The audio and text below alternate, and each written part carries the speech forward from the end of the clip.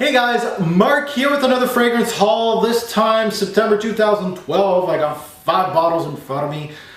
Some that are getting a little bit of hype on Facebook groups and on YouTube, and then some of my personal choices that I felt like I really needed to add to my collection. So I'm gonna unwrap them and sniff them out for you, give you guys a good first impression on every single one of them.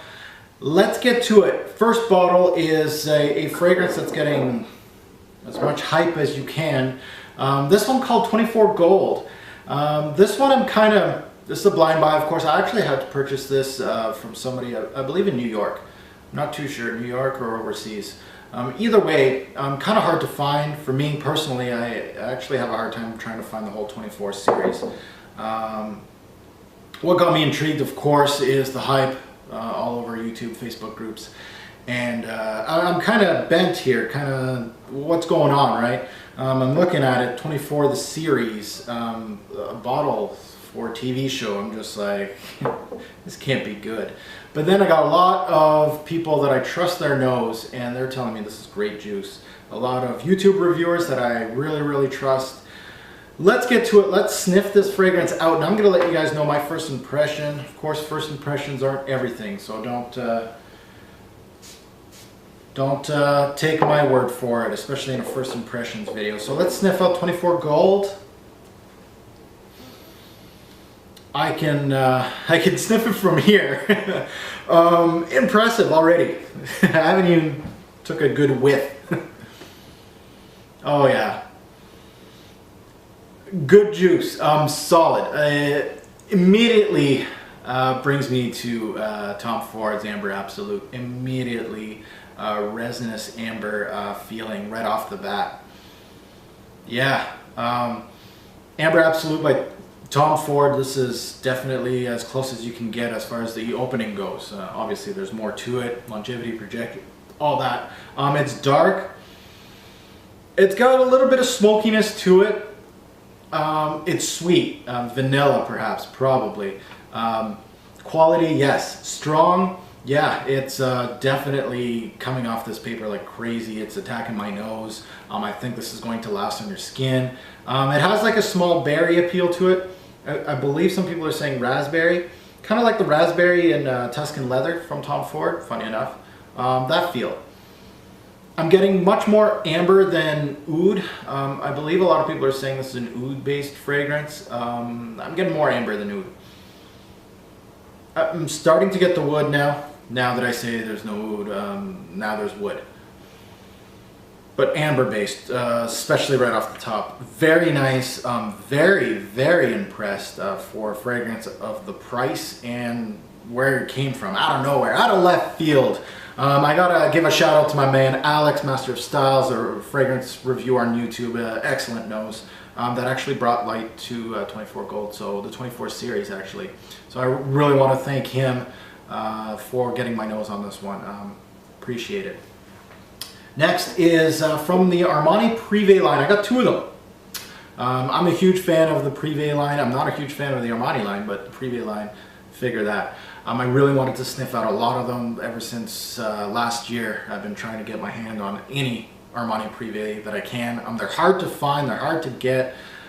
Craziness. This one is, I'm not as hyped on this one than the other one that's going to come up, but this one called Figuier Eden. You might have seen this bottle in my top 20 summer.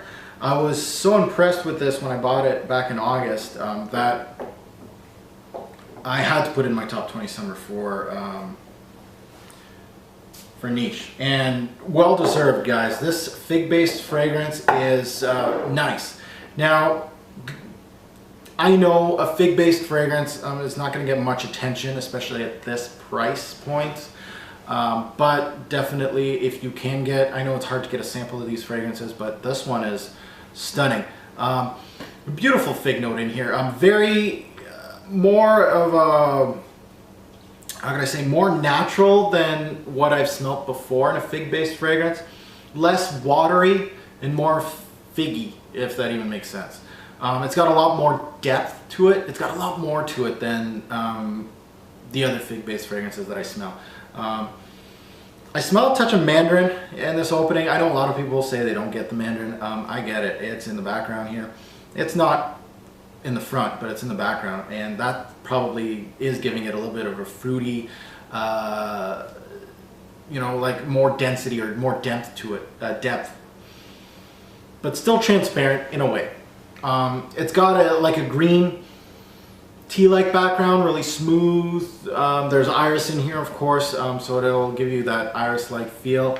I believe this would be amazing on a woman. I can just picture a beautiful woman in her sundress, like a summer dress with florals on it. I can definitely picture that, but I can also picture it on a man, a guy that's wearing like a suit and he's wearing like light colored tie or a light colored shirt, kind of like that. Authentic, well done by Armani Privé, well worth the money that I spent on it. Third, again, another Armani Privé. This one I've had my eye on for a while. Finally got it, just got it in today. I purchased it from Italy, from all places. This one is hard to get. I have to get it overseas. Oud Royale. Blind bought this sucker. It was pricey too, but I'm hoping it's good and it's gonna knock my socks off. I'm hoping so. Oh yeah. Good introduction. That introduction is money to me. That means money well spent. Very woody, spicy, and this line, this line with the gold tops is supposed to bring you to the Middle East, and this does it. Woody, spicy, very dark. Incense smoke, kind of. Not really bold. It reminds me of a Montal Oud in a sense. Now, before people hang me, because it doesn't have that in-your-face feel as a Montal Oud. It's got like florals in here. It kind of reminds me of like Montal Ouds usually have like a saffron note or a floral with the oud. This is what this reminds me of, like that type of DNA, like saffron and florals and oud. It's got more to it though, like incense, I think. I wouldn't go as far as calling this bold, but as far as being a in-your-face type of fragrance, it's probably in the middle of like a M7 and a Montal, like in the middle of those two. Like M7's kind of tame, Montal Black Oud is like in your face. This is like right in the middle. Don't get me wrong, it doesn't smell like those two. I'm just saying, as far as being potent off this piece of paper, it's not going to be that potent. I think this is wearable. I like it. This is nice. This is, you know, what I want. You know, woody, spicy, dark. Love it. Okay, next. From one of my favorite niche houses, actually my favorite niche house in the winter. I can't go wrong with Amouage. Love this stuff. Jubilation 25, you guys know I love it. You got Epic Man, you got Reflection Man, you got Memoir Man. The whole lineup's absolutely gorgeous. I love their stuff. This stuff, Interlude Man, their newest fragrance right here. Something new to the Amouage line. They're putting the name on the side here. I don't remember seeing that on any of my other bottles, but still got the heavy cap, still got the gold. Beautiful. Let's sniff this guy out. I'm excited about this one. This is exciting for me. Oh yeah, this is gonna be a winter beast, baby. Smoky. Smoke comes to mind. Dense. Does it have leather? I don't know. It does have incense. Oh yeah. It's got some pepper to give it some kick. The spice is definitely pepper. It kind of reminds me of the pepper in Honor Man. Oh, smoky. Something really different from the Amouage line. I know their bread and butter is incense. This is smoky, man. Almost ashy. Like an ashtray-like feel. Kind of reminds me of you know what it reminds me of?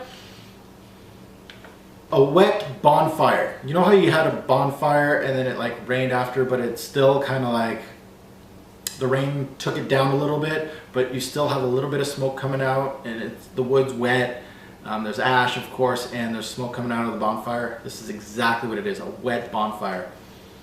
Beautiful, unique, absolutely gorgeous from the house of Amouage. Usually never disappointed if there's incense in one of these fragrances. I'm happy. My treasure, last but not least, my treasure of this fragrance haul. This thing has evaded me a few times. I've been wanting to purchase this from a few people. The price has been a little too steep for me. I had 2 chances to purchase it ever since I've been on YouTube or been in the fragrance game, basically. And the price was just, I couldn't do it. One guy was asking, I believe, $850, and another guy was asking $1,000 for his bottle of this stuff, and I just couldn't. The reason why it's so pricey is because this fragrance is from the House of Guerlain, and it is a gift to some consumers. It was a gift that they gave at their 180th year as a fragrance house. So they gave it to people that bought a lot of Guerlain, or people that were really into the brand, basically. So there was only a limited amount of bottles given out. This wasn't sold. It's not sold in stores.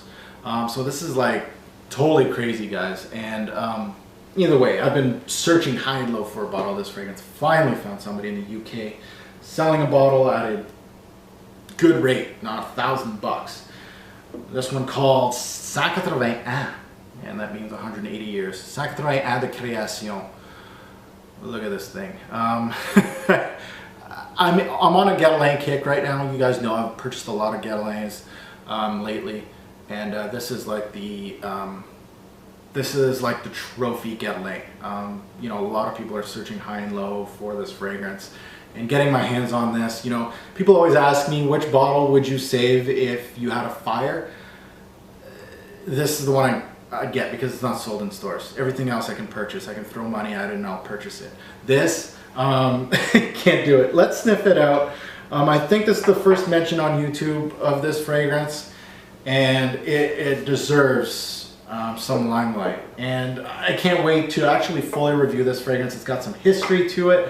I'm very excited about this purchase. Let's sniff it out. And oh, right off the paper, how it radiates, it reminds me of the quality of the Guerlain brand. It reminds me, you know what it reminds me of? Yeah. It reminds me of the quality when I first smelled Tonka Imperial, when I first smelled Cuir de Beluga, when I first smelled Spiritueuse Double Vanille. I was taken to another world. I was like, what the hell is this? And it's quality. This stuff is absolutely... Oh yeah, it has that quality. You know, it doesn't smell like Cuir de Beluga. Even some people compare this to Tonka Imperial. I could see why. I believe there's tonka bean in this. Oh, this brings me back. I can't even talk. Brings me back to the classic citrus, powdery, vanilla feel that Guerlain is known for. You know, that Guerlainade, almost suede-like amber. A little bit of grapefruit I smell on this piece of paper now. I don't know if there's grapefruit in this. Probably not. It's probably like something else. I wouldn't say it's the most manly thing. This is not, I wouldn't say this is straight up masculine. This is unisex, right in the middle. This is for the guy that likes Tonka Imperial, Cuir de Beluga. If you like the quality and the type of scent and the Guerlain feel, that vanilla-like, suede-like, creamy-like feel, this is right up your alley. Beautiful stuff. 181 de création. You know, probably not the... You know, I'd rather wear something like this, to be honest, than this. But just the charm of having this fragrance in my collection, absolutely crazy. And it's actually pretty good juice. So there it is, guys, my fragrance haul. Hopefully you enjoyed me sniffing these 5 suckers out. I enjoyed it, all quality here. So let's get on to the next one.